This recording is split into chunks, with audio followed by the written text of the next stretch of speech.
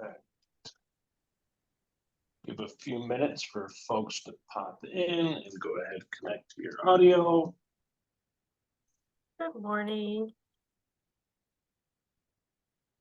Well, it's afternoon now. Good afternoon. Good afternoon. Hi. Hello, hello.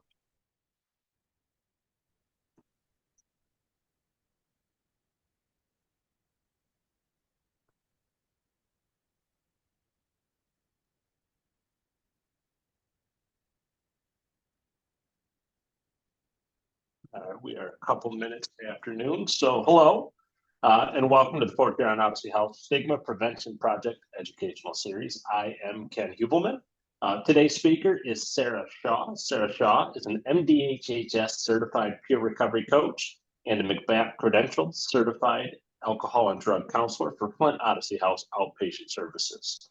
Sarah has 11 years of personal recovery time and is very passionate about her harm reduction methods for SUD, holistic recovery, and multiple pathways. Sarah is currently studying psychology and applied behavioral sciences at the University of Arizona, and Sarah feels very driven and passionate about higher education, sustainable holistic recovery, and above all, meeting people where they are at. We ask that you please remain muted throughout the presentation. You can have your camera on or off, whichever is your preference. And then this presentation will be recorded and posted on the Flint Odyssey House YouTube channel. Only the live version today will be eligible for McBath educational credit. And if you have any questions, feel free to enter those into the chat or save them until the end when we will have time for a question and answer session. At the conclusion of today's presentation, we will share a link in the chat to an evaluation survey. Completing this evaluation survey will provide you with your certificate of attendance. And with that, I want to welcome and we will turn it over to Ms. Shaw.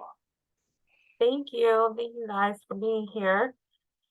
I will just jump right into the material since there's quite a bit of it. So I'm going to go ahead and share.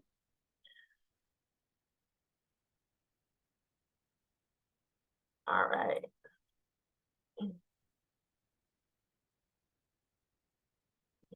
I'm going to move my little box over here. Okay.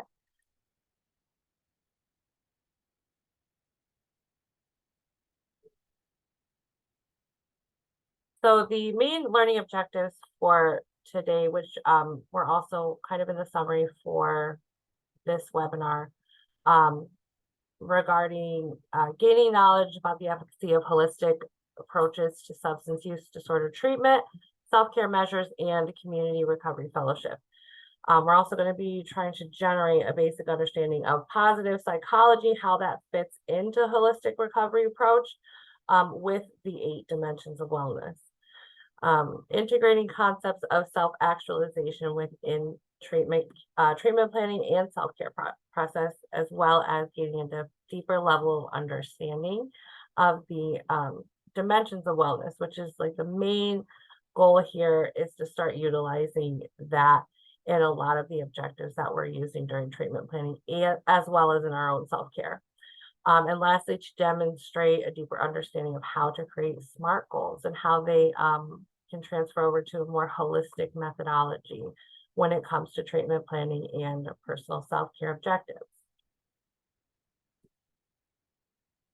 So going through some of the evidence-based practices that we utilize already within substance use disorder treatment, a lot of us are familiar with cognitive behavioral therapy, motivational interviewing, contingency management, which is behavioral intervention that reinforces positive behaviors and abstinence, adherence. Some of us are familiar with MAT, medication-assisted treatment, 12-step facilitation and fellowship, family therapy. These are all evidence-based practices that we can utilize within the holistic methodology and within positive psychology. Like they all intermingle with one another. We don't have to stay specific to just one area. We can use all of them in accordance with treatment plan goals, objectives, and our own sense of personal self-care as clinicians. These evidence-based practices are often used in combination, right? and you can tailor each one of them to meet the unique needs of each individual. So it's essential to consider factors such as the type and severity of substance use disorder, co-occurring mental health conditions, and individual preferences when selecting and implementing these interventions. So moving forward, want to discuss a little bit about the concepts of positive psychology and how that really pertains to holistic recovery and holistic treatment planning. Positive psychology focuses on the study of positive aspects of human experience, such as happiness, wellness, and flourishing. And some key features of positive psychology include focusing on one's strengths, positive emotions, well-being, and life satisfaction. Like, that is the main goal here, right? Is that overall sense of self and life satisfaction. And how do we get that? How do we harness whatever objectives are in that treatment plan to move us in the direction of overall personal wellness? Resilience and coping skills, which we discuss daily. Positive relationships with others, mindfulness and self-awareness tools, which also kind of connects well with emotional intelligence, emotional awareness, growth mindset. So always looking for things to improve in a sustainable and achievable way. Not putting so much pressure on people to say you always have to be trying to accomplish something, but saying, like, there's always some room for improvement. We're not perfect. We can try to implement things that make it better. And then cultivating positive experiences. So encouraging individuals to actively seek and create positive experience, such as engaging in activities to bring joy, pursue meaningful goals, and savoring positive moments, right? And this goes along really well with coping skills, personal self-care methods, and hobbies. So some of these features of positive psychology aim at helping individuals lead healthier, happier, more fulfilling lives, and focusing on their strengths, their positive emotions, their relationships, and their own personal growth. So evidence to support psychology ideologies for comprehensive SUD treatment. There's growing evidence to support that the incorporation of positive psychology and holistic wellness approaches in substance use disorder treatment. And so the main factors are below. We're seeing increased motivation and engagement within the treatment model, improved well-being and quality of life, and enhanced coping skills and relapse prevention methods. And then increased treatment adherence and retention. So these individuals tend to stay longer, they tend to do better, they tend to want to engage in the process of treatment. So it's important to note that while positive psychology and holistic wellness approaches can be beneficial, they should also be used in conjunction with evidence-based practices. And that's really what it means to be holistic. It's all encompassing, right? So the concept of self-actualization, it's a term that refers to the process of fulfilling one's potential and becoming the best version of oneself. It involves personal growth, self-discovery, and striving to achieve one's unique goals and aspirations. Self-actualization goes beyond meeting basic needs and focusing on higher level psychological and emotional needs. Such as pursuing meaningful relationships, expressing creativity, finding purpose, and experiencing personal fulfillment. About realizing and embracing one's talents, values, and passions to live a fulfilling and authentic life. And so that is one of the main factors here that we get into the 8 dimensions of wellness, talking about the necessity for these things to also be objectives, due to the fact that for a lot of individuals, if I'm too worried about where I'm going to sleep at night, if I'm too worried about the food I'm going to eat and meeting my basic needs, if I'm in survival mode constantly, I'm not going to be focused on going to therapy. I'm not going to be focused on organizing my space. Even if I don't have a space, how can I organize it? So making sure that we're meeting these basic needs and also creating additional objectives for other things as well. And so when I talk about the term holistic, it really is an umbrella term. but here are a few of the more broader definitions for holistic. Overall, here I want to change this just a little bit. There we go. Overall holistic refers to an approach or perspective that considers the whole person or system. So taking into account all aspects of their physical, mental, emotional, and spiritual well-being, and emphasizes the connectedness and interdependence of various elements and recognizes that they contribute to an individual's overall health and happiness.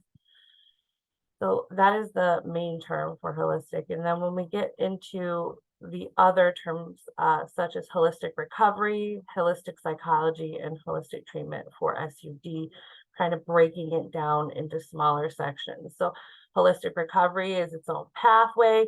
It is an approach to healing that focuses on the whole person, not just physical health. Whereas holistic psychology views the individual as a complex being that has many parts that need to be addressed. And then when we're looking at holistic treatment for SUD, it's an approach for specific addiction treatment that addresses individuals' physical, mental, emotional, and spiritual well-being. And so I'm sure a lot of us are familiar with the 8 dimensions of wellness. Emotional, financial, social, spiritual, occupational, physical, intellectual, and environmental. And we're going to get into these a little bit more. Here are the definitions for each one. And as you can see by this wheel here, they're all connected, right? So if you start to have deficits in one, chances are you're going to start to feel those deficits in all of them over time, right? So client treatment and the 8 dimensions. For individuals in long-term recovery, we see correlation between focus on the 8 dimensions and reinforced coping skills that enable long-term recovery. For individuals in earlier stages of recovery, focus on treatment planning using the 8 dimensions can reshape clients' external landscape and allow them to add more focus to recovery-related objectives. Using a holistic approach allows individuals to feel more secure within their recovery process and to allocate proper time, resources, and energy to treatment plan goals. And each dimension carries with it multiple overlapping subcategories that focus that can be considered in order to provide a more expanded scope of therapeutic practice. So we're going to get started on these dimensions, right? The first one being emotional. We look at some of these subcategories that were described in the last slide. Objectives can really be created for any of these. And this isn't a comprehensive list either. This is a guideline. When it comes to emotional considerations, we can build objectives within the treatment plan for self-regulation and coping, self-esteem, self-acceptance. How does that pertain and relate back to recovery? Because it all does. In terms of positive psychology and holistic recovery, holistic SUD treatment, all of it relates back to a person's recovery because all of it impacts their daily life, their recovery. We have things like stress management, anger management, communication, both intrapersonal and interpersonal, conflict resolution, boundary development and maintenance, coping skills and self-care, emotional regulation techniques, adequate mental health support and referral or case management, and intrinsic motivators versus extrinsic triggers or motivators. We're getting into financial dimension. We're looking at daily cost of living, expenses, budgeting, financial planning, current financial investments, future financial goals and investment planning, financial accountability, financial documentation, building credit, low or no cost resources in the community, financial assistance programs, healthy spending strategies, and resources on financial literacy. And how they pertain back to the recovery process, right? So if we're looking for housing, if we're looking for ways to save for our kids' education, like what are the barriers that are preventing us from having meaningful treatment, meaningful recovery? If it's a financial dimensional barrier, then how can we create an objective to address that, right? So for the social domain, looking at support building, relationship dynamics, and family systems. Now, it's important for us to stay in our own lane. There are specific therapists just for family systems, but it's okay to be versed in that a little bit to understand the dynamics of groups and families and how that impacts a person's recovery. Community involvement, special interests and hobbies, interpersonal communication with others, groups, support groups in the community, conflict resolution, boundaries, volunteering, extrinsic motivators, and extrinsic triggers. And so attachment style implications are also important in this area, and grounding and mindfulness. Some of these spiritual considerations for the spiritual domain, finding a sense of purpose, associating meaning to life events, getting a sense of personal fulfillment. What does that look like? It's different for everyone, right? And so really getting down to those factors of identifying our priorities, our passions, what we're good at, what we want to do, and how that relates back to our recovery. Values, morals, beliefs, religion or spirituality, personal ethics and philosophy, daily religious or spiritual practices, community support and involvement, gratitude, and self-awareness. And like I said, these are not comprehensive. There are so many more things that could be fit into these. These are just some of the considerations as an example. As for occupational, we have job searching, reinforcing skill sets, helping to build resumes, developing personal and professional meaning and integrity, ethical considerations in our occupational environment, developing self-satisfaction and enrichment. Project management, stress management also fits well into this domain as well. Scheduling daily structure, recognition of one's accomplishments, motivation, efficacy, and building resilience, communication strategies, and proper conflict resolution. For the physical considerations, we're looking at areas like nutrition, supplementation, foods and their impact on neurobiology, especially for those with a co-occurring disorder.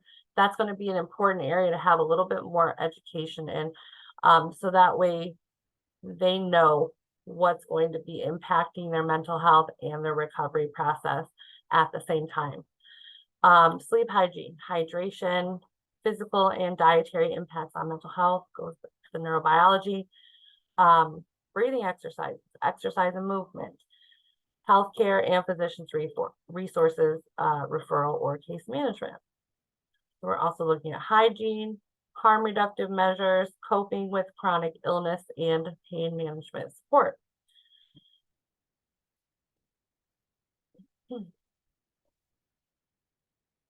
For intellectual domain, skills and competency development, educational goals and aspirations, professional development and training also goes in well with occupational.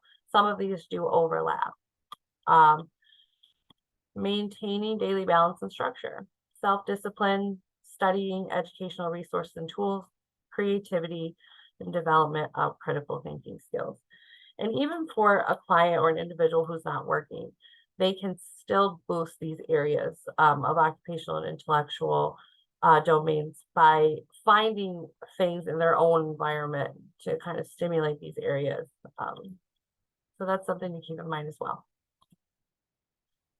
Environmental considerations, cultural implications, socioeconomic implications, living arrangements, housing needs and challenges, focus or goals, daily structure, daily relational exchanges, any kind of resource management, work environment, daily activities that impact the other dimensions. So transportation, work, home, scheduling, routines, things like that.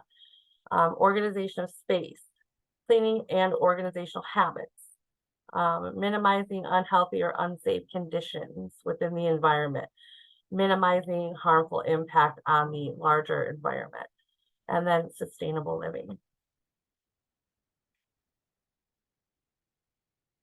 So now that we went into that huge laundry list of possible objectives, we get into the SMART in holistic recovery and treatment planning. And so I'm sure a lot of you are familiar with SMART goals, specific, measurable, achievable, relevant, and time-bound goals, right? That's what we try to do. We make our objectives as measurable as possible. And in this case, we're taking some of those considerations from the other dimensions and we're moving them into this category of, okay, how do we create a SMART goal around the financial domain? How do we create a SMART goal around the occupational domain for substance use disorder treatment? How do we do that? And it's looking at the barriers first, the overall goal, and then the objectives for treatment and making them as relevant and achievable as possible.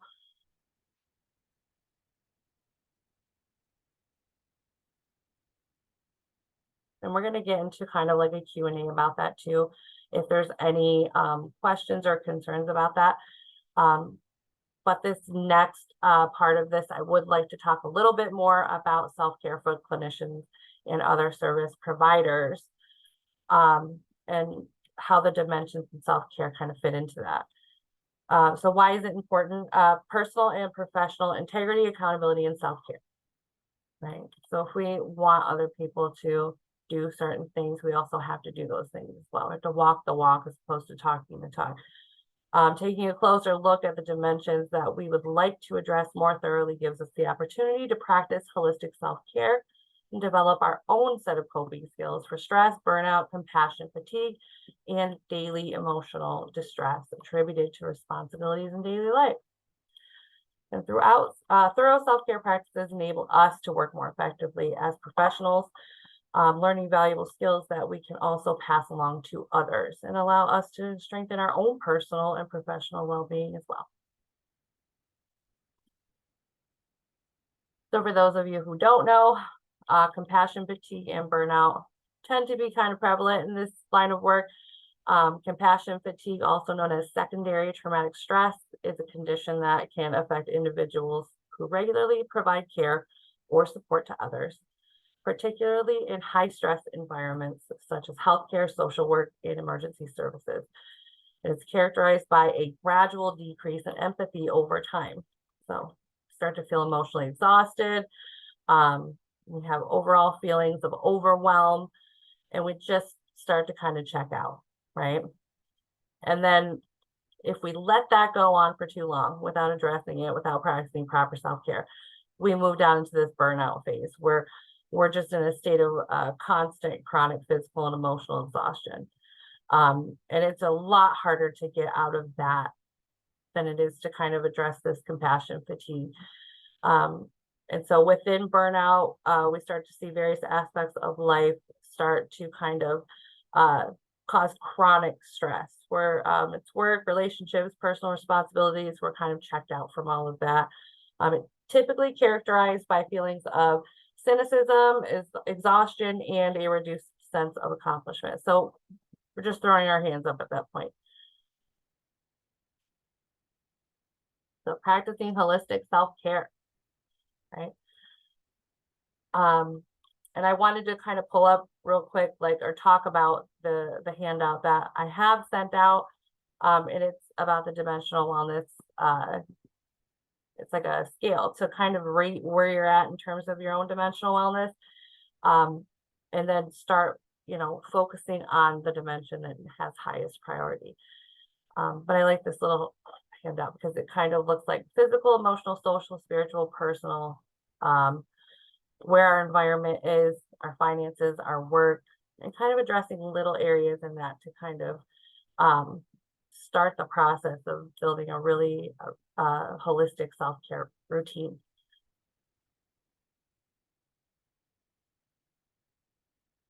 And so the handout is provided, and I think I sent one out to you, Ken, and I'll pull that up after this presentation. But what we're going to do is we're rating our dimensions on a scale of 1 to 8. So 1 being the highest priority, 8 being the lowest priority, and determining which one we need to work on first, and kind of being your own judge of character in terms of which one needs the most work, which one needs the least, and then kind of fill in the blanks in the middle. And then after you determine that, creating a list of actions that you're going to take in order to start addressing each dimension. And then just kind of checking over it from time to time and seeing your progress. And I do this with clients sometimes too, depending on like what their actual SUD goal is, or what they're looking to accomplish in later recovery. So as a summary for everything that we've kind of talked about, it was a lot of information very quickly. Holistic is an approach and perspective that considers the whole person and the whole system. Positive psychology is a study of positive aspects of the human experience, such as happiness, well-being, and flourishing. Self-actualization is the process of fulfilling one's own potential and becoming the best version of oneself. The 8 dimensions of wellness are comprised of 8 overlapping dimensions: emotional, physical, occupational, social, spiritual, intellectual, financial, and environmental. And treatment planning is the application of available treatment resources to each client's individual goals and objectives. SMART goals: specific, measurable, achievable, relevant, and time-bound goals. Compassion fatigue is the physical, mental, and emotional impact of helping others, so our daily stressors. And then burnout occurs as a result of chronic workplace stress that has not been successfully managed. So overall dissatisfaction with life. And then self-care, the practice of taking an active role in protecting and maintaining one's own well-being and happiness. And so just to keep in mind, self-actualization, fulfillment look differently for everyone. And just as recovery it's really not one size fits all. The same can be said for self-care, personal fulfillment, and overall quality of life. So people are very complex and ever evolving as individuals, so their treatment and goals should be as well. And so remember that holistic is all encompassing. So in terms of utilizing a holistic approach for SUD treatment planning, as well as your own self-care practices, the sky really is the limit. And so I want to also pull up now that handout and kind of have you guys look over that and maybe get a good idea of, you know, what dimensions might be a challenge for you, and have kind of a Q&A about that as well. So this is the dimensional inventory. It has been changed, but really this is the example at the top. Determine on a scale of 1 to 8 your dimensional priorities, 1 being the highest and 8 being the lowest, right? Even though that's backwards. But when you find your number 1, that's going to be the area that you start your personal self-care journey on, or that's going to be the area for your client that they're going to instantly start putting action towards. Remembering that all of these are connected, right? And so if we start work on one, it's going to positively impact all of the others. If we start work on another one, it's going to positively impact all of the others. It may take time and patience and consistency, but really the positive impacts will occur. And so for this example, we have like the emotional is number 1. And then the last one is the environmental, right? So my environment, not so bad. Everything's good there. But my emotional dimension is just awful. So what am I going to do, right? And that's when we're going to make these SMART goals for each one of the dimensions. So for your number 1 being emotional, create a SMART goal. Make it make sense to you and make it as specific, measurable, achievable, relevant, and time-bound as possible, right? So if you know you're having a really, you know, hard time with grief, or your client is having a very hard time with grief, you know, maybe making a SMART goal around, you know, not just saying I want to go to a grief support group, but saying I will go to a grief support group by October 31st. And where and how long will you go, and kind of looking back over that goal. And in order to kind of achieve that goal, we're going to break it down even further into actions, right? So for that first emotional dimension, we have our goal: go to a grief support group by October 31st. Okay, well, what do I got to do? All right, well, today I need to call Catholic Charities. My second action is I'm going to get online and I'm going to look for resources. Third action, I'm going to reach out to a friend who I know somebody who works in grief support. So really straightforward, right? And we're really just focusing on that dimension that is right in our face, needs the most work. And for everybody, that's going to be different. And then usually I'll have clients kind of reevaluate and sign this from time to time just to see like the you know, what they've done, what they've accomplished. But really focusing on these 8, and then sometimes filling in the other one's a little challenging, but really give it a little bit of thought as to where more of the work needs, and then kind of work your way through that. And so that is all I have for the presentation. I really would like to get into a discussion about the dimensional inventory, or if anyone had any questions or comments, or any thoughts during the presentation.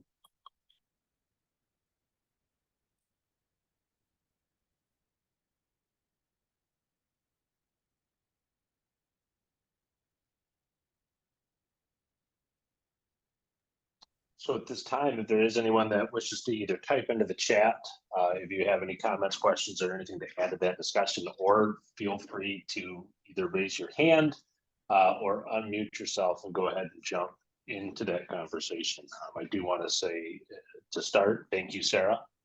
That is a lot of great information in that. I've got my notes. I know that piece. So is there anyone out there specifically that wants to start the conversation or has a question, concern for Sarah? Well, I'm definitely going to put you guys on the spot, and I'm going to have you list your dimension that you need to work on the most.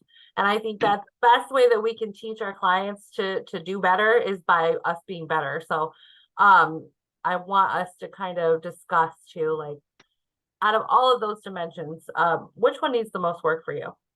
Right? Like I have no problem saying that for me, it's my financial, right? But I've been working tirelessly on it, and I'm not getting anywhere. But it will. I know that it will. Takes time, patience, consistency, right?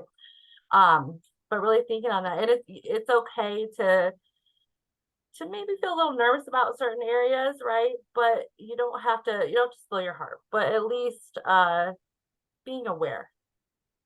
So I did see a hand go up and then they chose to withdraw, but we don't allow that here. So I saw Nicole Hutchinson. You have something to add. Go for it. So originally I was just going to add or say something, but I will answer your question first. So I know that I need to work on every single one of those 8, but probably my number 1 would be physical. We'll go with physical. Emotional is like right in there close, but they are very hand in hand for me.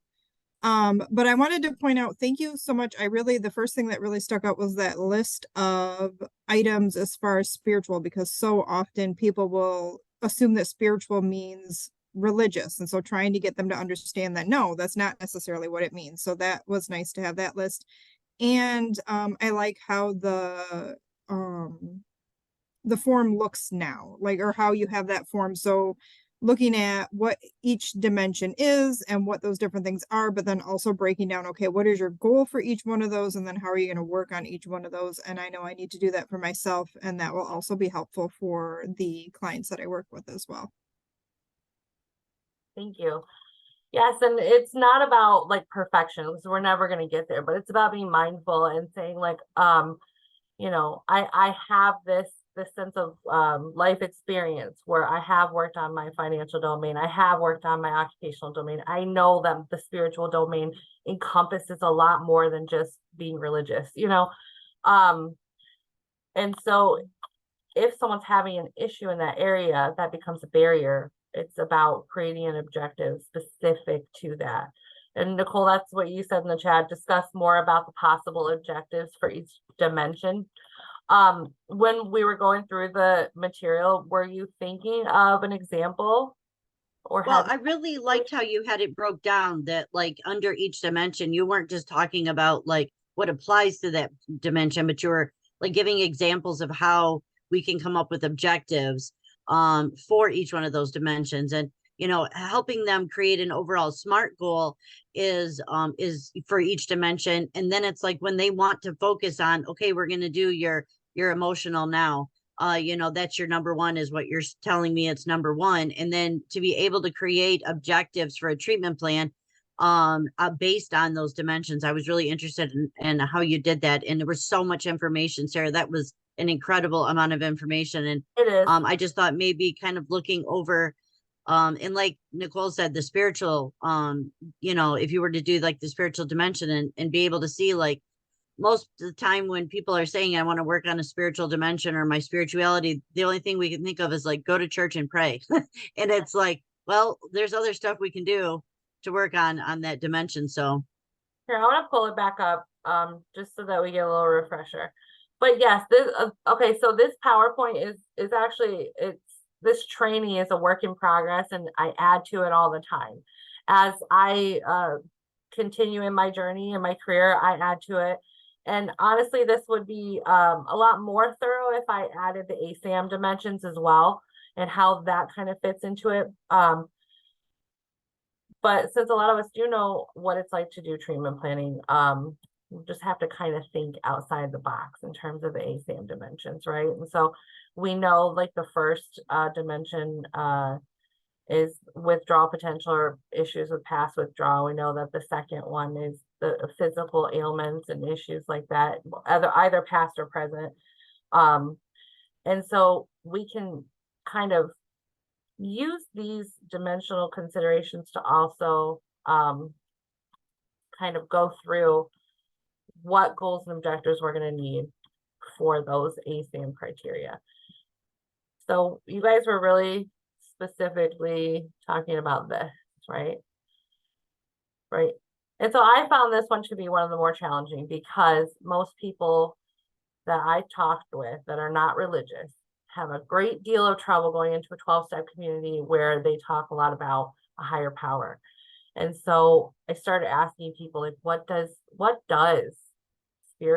spirituality mean to you? And what is all of that kind of encompass for you? And some people said philosophy, right? They said, like, my personal philosophy. Other people said just what my purpose is here, or my beliefs, my morals, my values. And I started to kind of compile this huge list of things, and I realized that it's not about being religious. It's about finding these aspects. And so when we are treatment planning, we're going into that sector.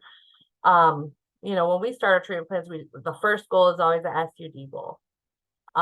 If it's a person who really doesn't want to come up with 3 and 4 goals for each dimension, you can come up with an SUD goal, and then you can talk to them about one of the objectives being the dimensional wellness plan.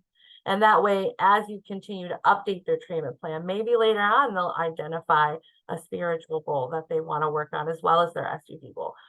Maybe they will want to do a physical goal as well as their SUD goal. Or you can use the overall SUD goal and add objectives that kind of relate to their own personal journey within the dimension. So there is a lot of wiggle room here, as long as we're being thorough and we're still focusing on recovery and SUD overall. Nicole, you had your hand raised.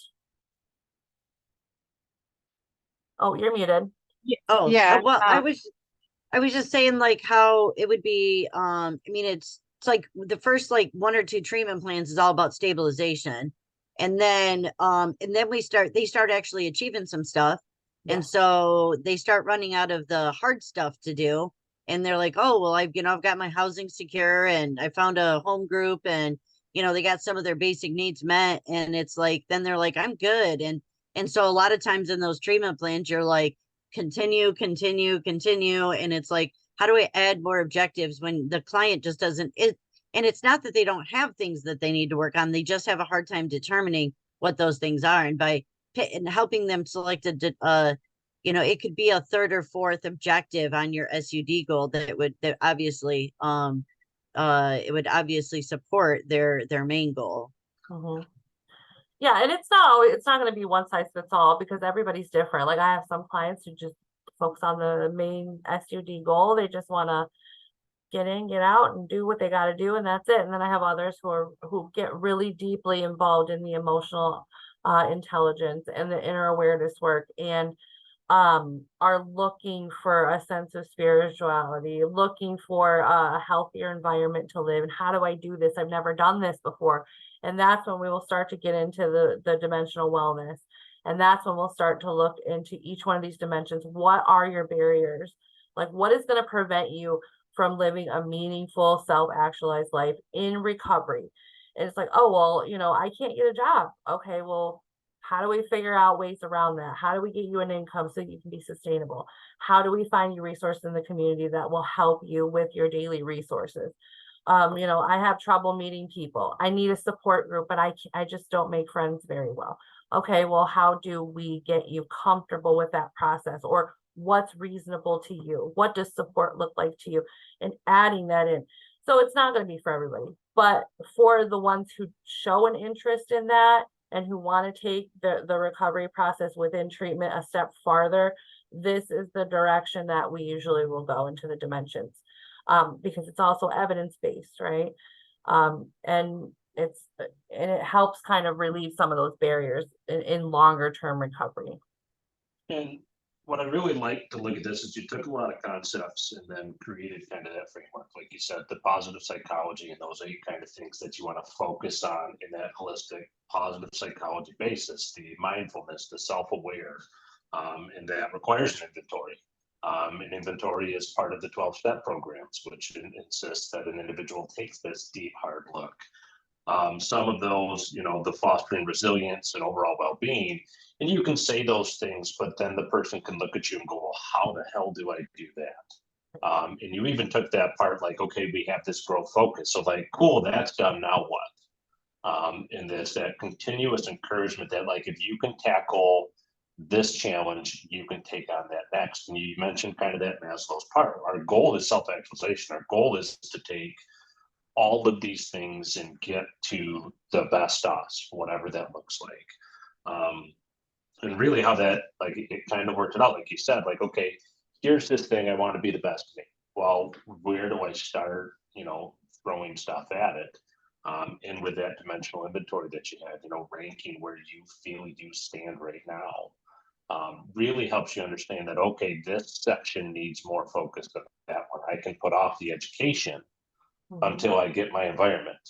I can focus on my spirituality because my physical is good. So it really helps that person develop and prioritize where to start working. Because very often we see individuals early recovery, they don't know what they're doing, and that's not because they're unintelligent. They just don't know. And giving them this kind of framework for here, this helps you make sense of what you're about to try to tackle. It can be kind of a relief. I'm not telling you step A through Z. I'm not telling you 1 through 7. I'm telling you, take a look at these, figure out where you want to start working, and then let's go. And that's a huge, kind of a burden lifted when I can have it clear on, okay, here's the path out of the destruction I've been living in. Here's a way to grow. So I really enjoyed this kind of bringing it all, together. And it's still a work in progress. The more that I learn, the more that I put into this, and it is something I'm very passionate about, because it really does kind of look at a person as opposed to being a problem. Like, your behavior is a problem, your drug use is a problem. Let's fix you. Let's fix you. Let's fix you. It's saying, hey, you're a person with you're a puzzle with many pieces, and let's find little areas that you want to be better. And at the same time, let's prioritize you no longer harming yourself or other people with drugs and alcohol, but let's build you a life that you no longer want to run away from. And how do we get there? And how can I help you do that? Like, whether it's through therapy, whether it's through emotional intelligence work, whether it's through finding you a pathway out in the community, whether it's through connecting you with resources that can help you in areas that I can't, that are outside my scope of practice. That's what I'm here to do.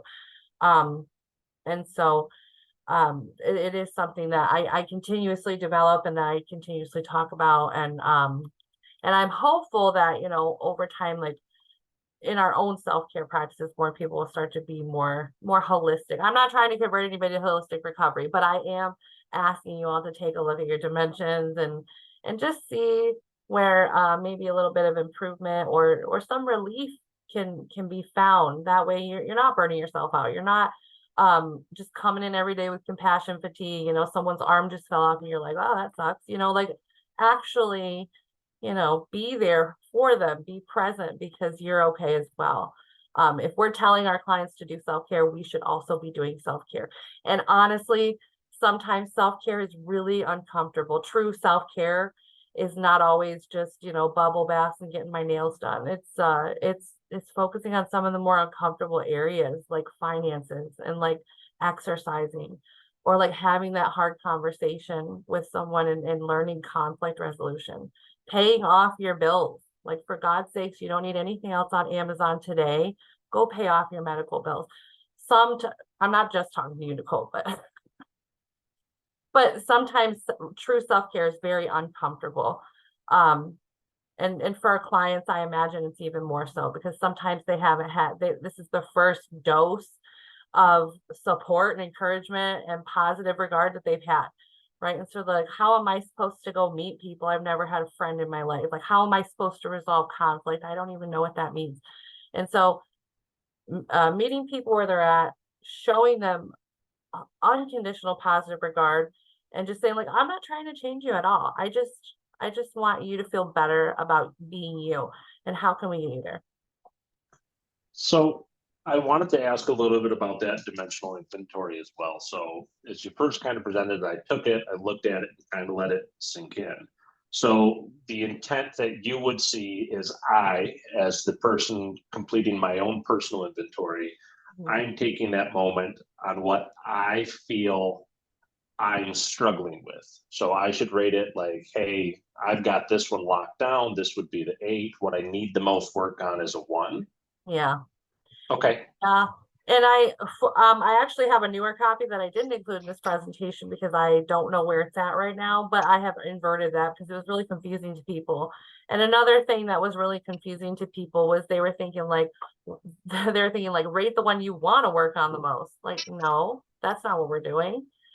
We're rating the one as a 1 that needs the most work. So probably the one you want to work on the least is probably the one you want to work on first.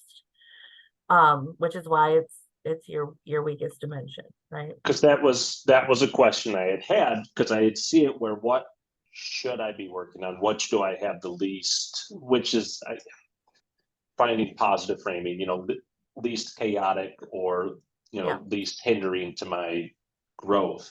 But that other part that I wondered is this can be that individualized part, but I think what also becomes of that benefit, and, you know, many other, you know, pathways bring this in, is bringing in someone I trust to help me fill that out more honestly. Like you said, I'm going to say, nope, that's taken care of just because they haven't bankrupted and taken my house yet. So we can push financial down. I want to work on my physical because I want to go this. So really, I think that part, like you said, this is a great tool for coaches, for clinicians, for a sponsor, for a just a trusted friend. It could be a spouse or significant other that, hey, let's help each other do this in an honest way. Because again, if you're saying this is for personal growth, this is how we become the best us. You know, sometimes the discomfort is having someone help me tell the truth when I score myself is, you know, I find really important as well. Yes, and it does become that way because especially in a office setting, like the client already knows that, you know, like that, you know, certain things are going on. They're not going to say like, oh yeah, my environmental is great, when you know that they're living in a terrible environment. So it does kind of get you more honest. I think it's a great idea to do it with a trusted friend or maybe an accountability partner if you're doing it just solo outside of a therapeutic setting. But yeah, it really does help you to prioritize where you should just take some actions. And it's, like I said, it's not about perfection. It's just about dusting off one of the dimensions, you know, letting it flourish a little bit, because they're all connected. They really are. Like if you have deficits in any of these dimensions, they're all going to bleed over into each other eventually if they're not addressed. And the same can be said with any improvement, you know. So if you improve your financial dimension, that is gonna bleed over into your emotional dimension, and then your social dimension. Maybe it helps you to feel more relaxed. You want to be more outgoing. You're not as depressed. You're not as stressed. You're more of socially and emotionally available for people, you know, and it all pours over. It leads to other things. So it is something to just be mindful of, especially for ourselves and other people. We're not just, you know, our issue, right? We are very, I guess, unique and different. We have lots of pieces and complex parts. And so it's nice to kind of address all of that in terms of substance use disorder or in terms of personal growth and fulfillment.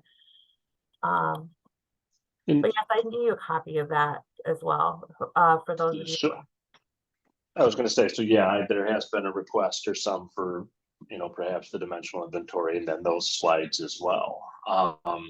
And I even wanted to talk, you bring that whole part, and again, this is, I would assume, a basic tenet of holism or holistic approaches, is that whole person that, you know, the one trickles into the other, and seeing that happen, how we can work with an individual who knocks the domino down in one of those wellness domains. One of them they struggled with, and it gets taken care of. This is the medical bill that finally gets paid off.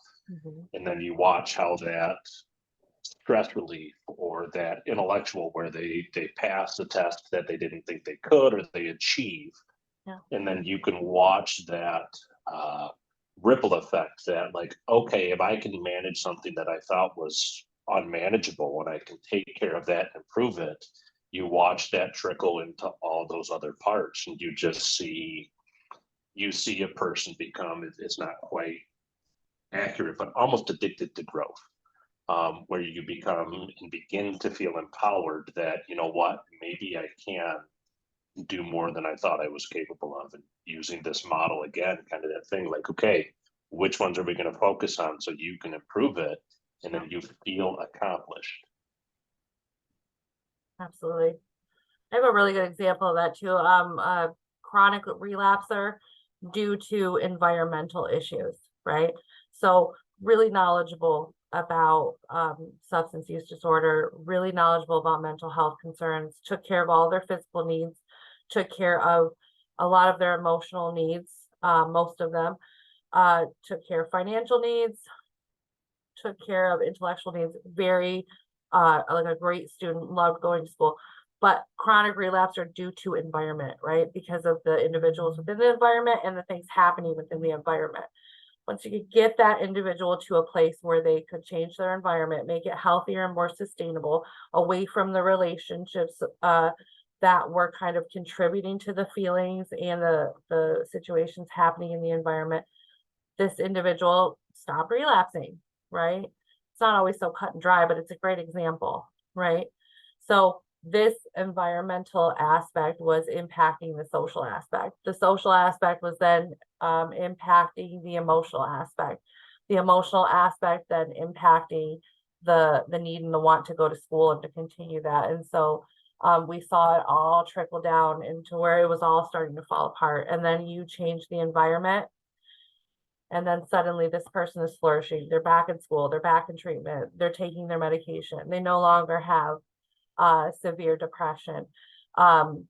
Like they still have co-occurring, but it's managed, right? Like they have all of their physical wellness, they have all of their resources, and now you're seeing a person flourish, as opposed to the deficits all bleeding into one another. But that's a good example.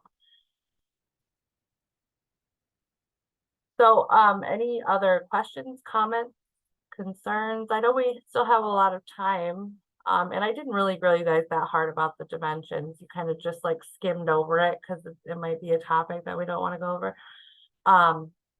So I want to get into that a little bit more if nobody has any questions.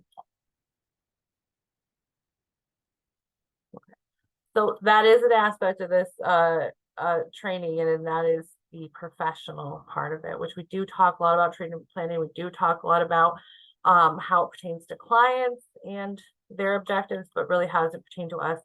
We did go over it a little bit, but I want to get into that a little bit more thoroughly. For those of you who said that you had a deficit in a certain area, can you restate that? I'm going to put this back up, and then maybe we're going to create a little SMART goal around it right now for some clinician self-care.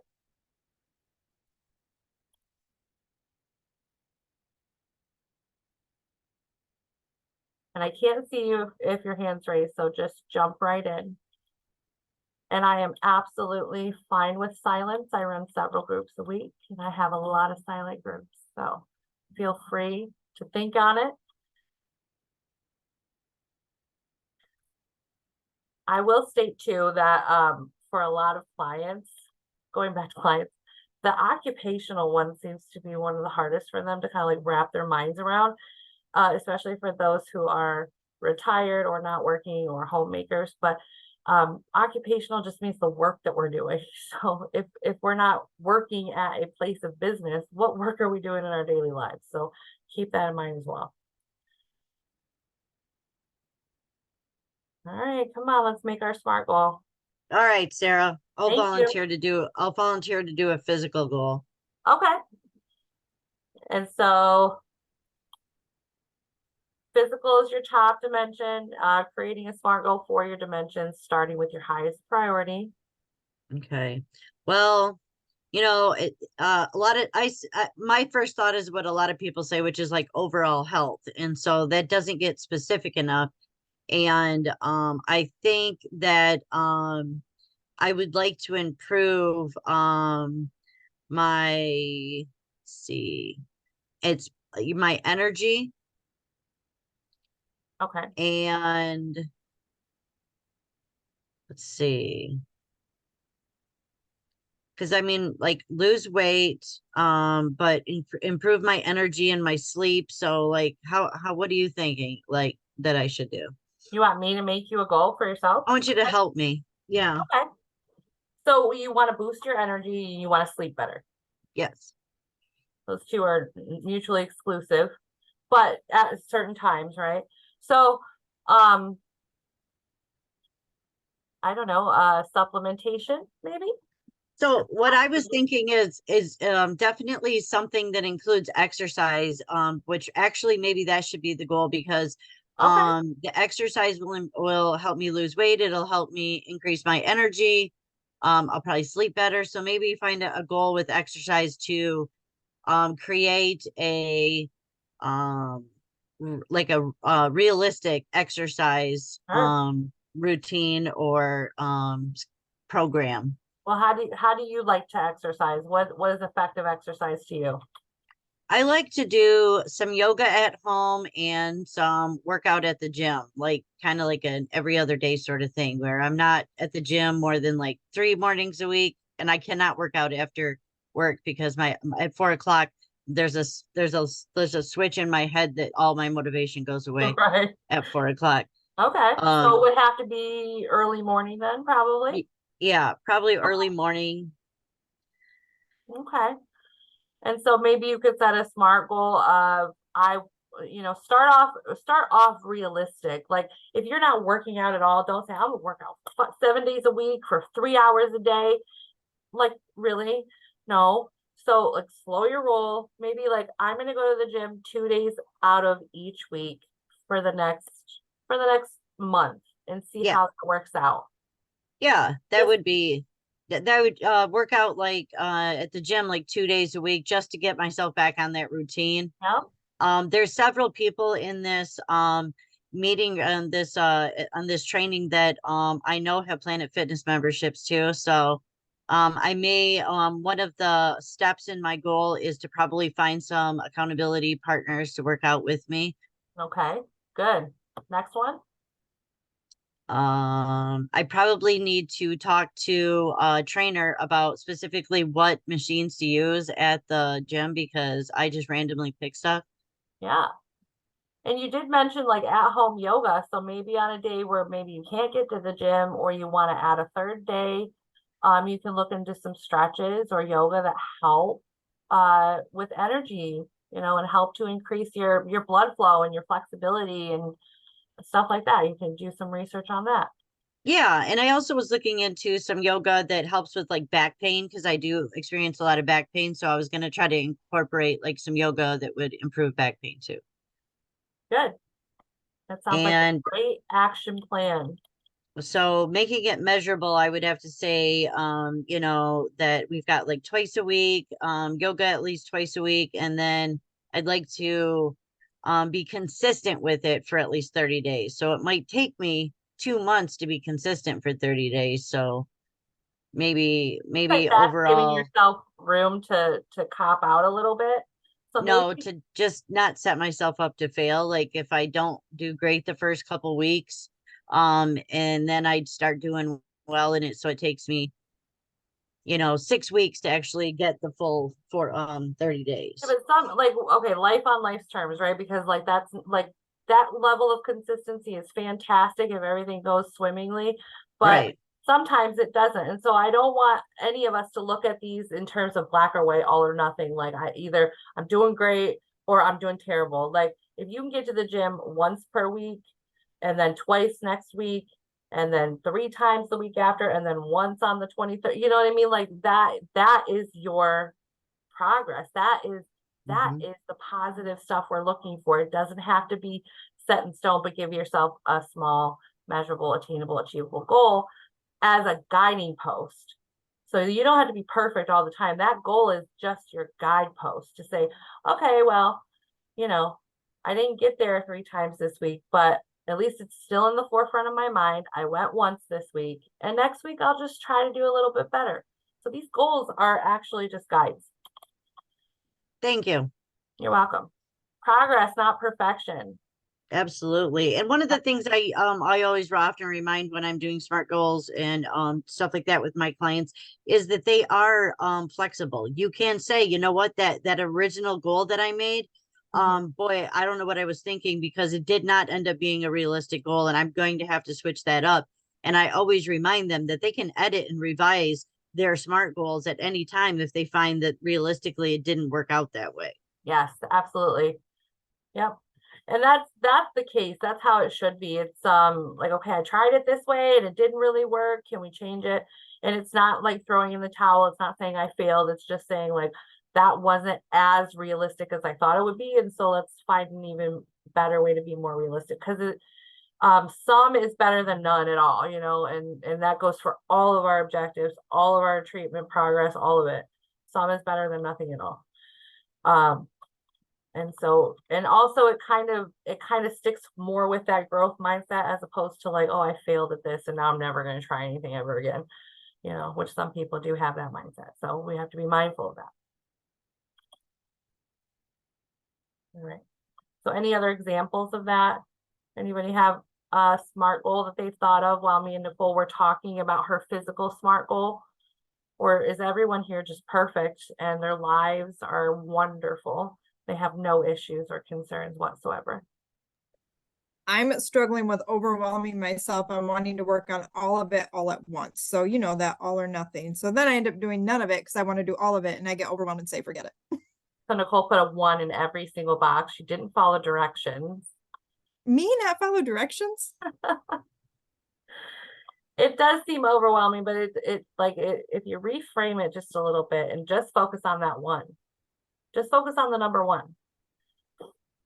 The rest will follow. It really will. Like if we make progress in any one of those dimensions, the progress flows through all of those dimensions. And over time, we start to kind of build this sense of self-reliance and resiliency, and we start to do other things that boost that. So it's just getting the ball rolling really is one of the most important factors in the process. I'll go ahead. I can so work and I already actually started implementing it. In the structure for the work, the list, it said like boundaries and space and breaks and stuff. And so one thing, you know, I've been kind of overwhelmed at work, and I notice it is where it's like I can start to see me getting weaker, like in my limits. I reach my limits and I start to struggle in different areas. And I always struggle in the same areas, so it's easy for me to find, because like I can see where I'm starting to miss stuff.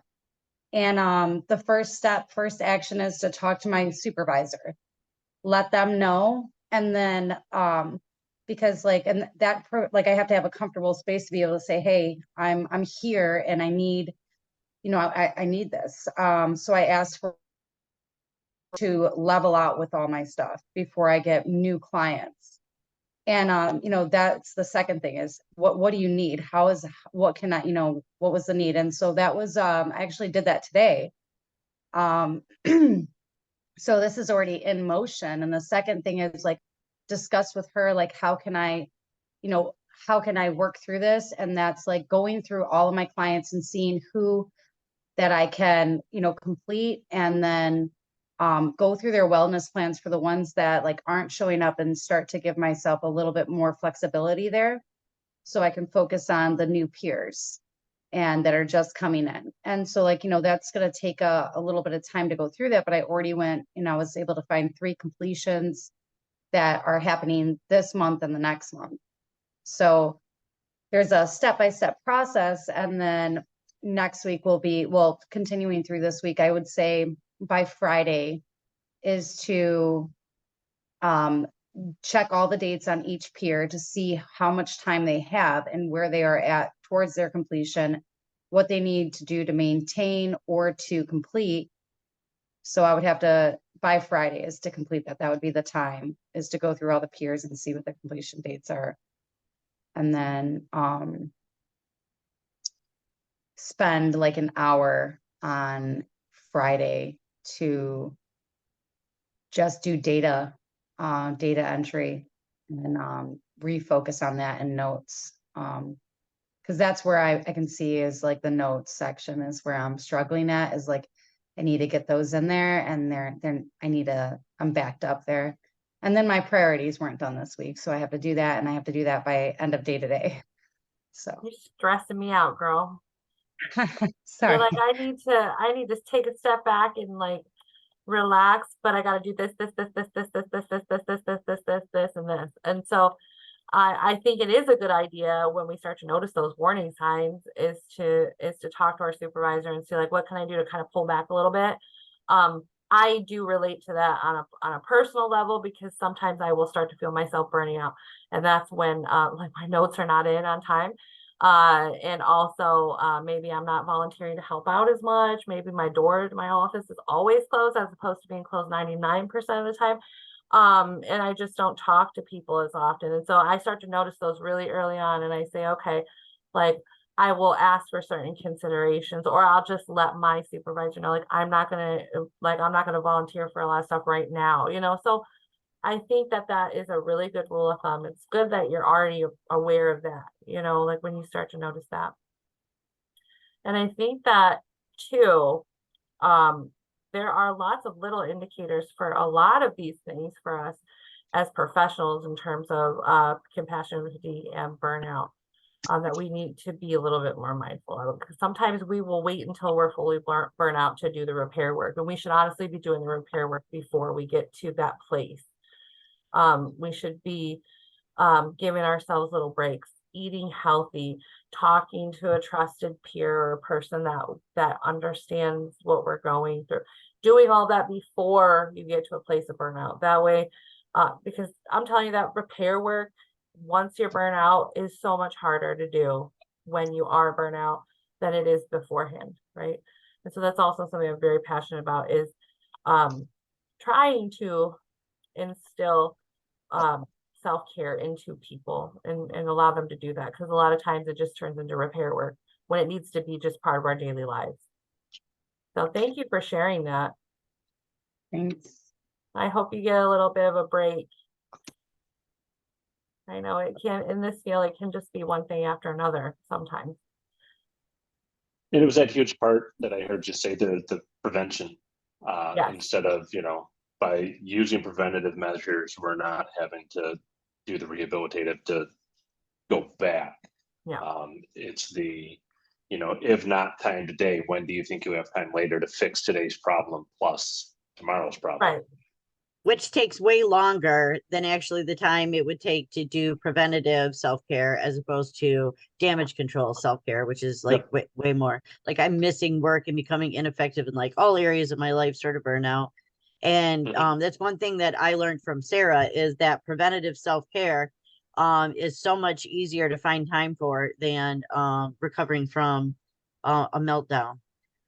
It And is. it's, yeah, knowing when, if I'm laying my head on my desk and, you know, not really crying, but like, you know, trying not to. Those are those moments where it's like, I believe this is the fatigue part. And because Yeah. I had those, I walked into, I like to set my office up for a Monday when I can walk into a clear space and see the top of my desk. And I walked in this Monday and did not see that. And it was one of those that just crap. And it was, okay, priority, organization. Go through, figure out where I'm at. And I heard Nicole kind of say that same thing. Let me hit pause. Let me figure out what I've got coming up. Let me actually take a realistic look. Okay, there's completions coming. There's some stuff here. There's some stuff there. And creating that, you know, taking that moment to create a plan of attack, which feels so tough sometimes when I feel so backed up. Like, wait a minute, how do I have a moment to take a break to organize to go forward if I don't even feel I have a moment? But knowing that that will help set up, you know, success down the road.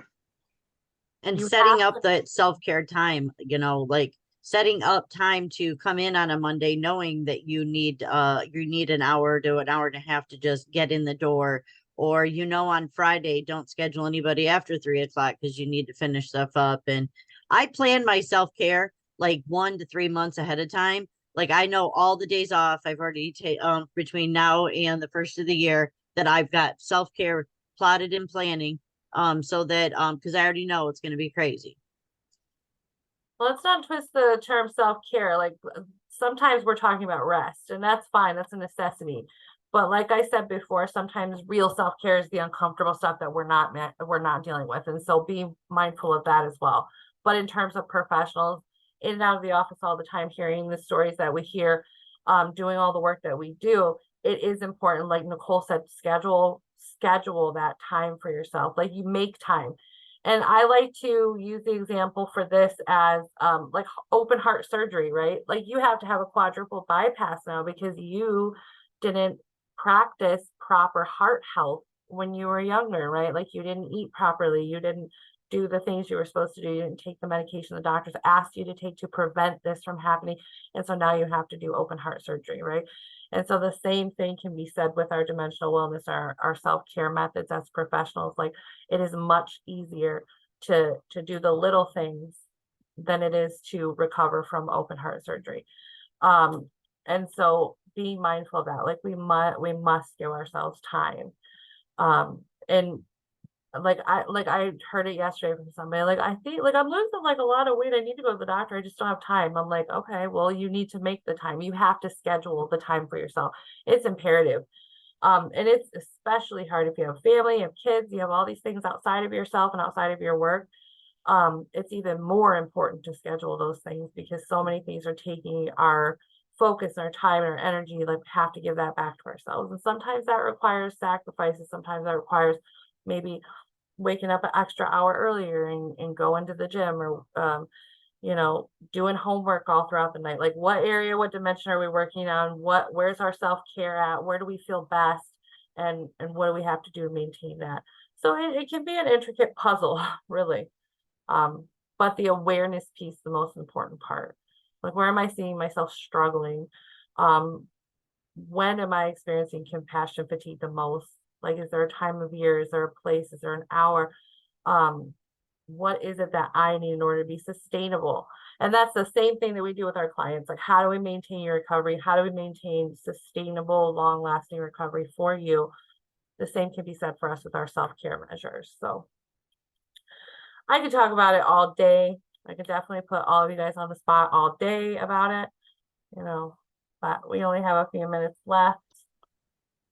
Right. And we absolutely want to thank you, Sarah. As you mentioned while we were prepping for this, you're welcome for a gentle nudge into public speaking Oh. to help. And it, like I said, I just noticed that you had that ranked low on your spiritual inventory, your dimensional inventory. So I was like, oh, we'll just help boost this one for her with a gentle nudge of taking the knowledge and experience that you have, the wisdom, and then sharing that with the rest of us so that we can, you know, have it grow as well. Obviously, we want to thank all of you that have chosen to take your time today to join us as part of this stigma prevention project. In the chat, I'm going to be placing a link for the evaluation survey. Upon completing this survey, you will receive a prompt to download your certificate of attendance. So if you complete that quick survey, if you have any questions, you can reach out to us. The email would be antistigma@odysseyvillage.com. And I will throw that in the chat in a moment as well. We do want to remind you and invite you to join us on Tuesday, November 21st for our next presentation. That will be again Tuesday the 21st from noon to 1:30. Our next presenter will be myself, Ken Hubelman.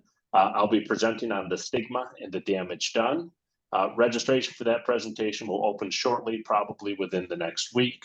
It'll actually be the same link that you use to register for this one. You just need to give us a little bit of time to get that updated. So you can find any of the details for our presentations on the Portrait on Odyssey House Facebook page. Again, you can also email us at antistigma@odysseyvillage.com. Thank you again for joining us, and we do look forward to seeing you at our upcoming presentations. Thank you, Ken. And also just wanted to add a closing note. I did leave my email address in the chat. If anyone is interested in getting that, the dimensional wellness form, let me know or email me, and that way I have your contact as well, because I love making contacts with you guys in the community, you know. So let me know and I'll send that to you, okay? Or if you want a copy of the PowerPoint, just let me know. That's my email. Or I'm sure if you get a hold of Nicole Straub in some way, like she has everybody's information, she can also connect you with me as well, or Odyssey House, whichever one. Yep. And then, yeah, Barb, for Nicole's certificate, when you go to that survey, you'll just put whatever your name is in there, so it won't be linked to the account. So you'll be able to get your own certificate with your name on it. So thank you all. Thank you guys for being here. I really appreciate the Q&A.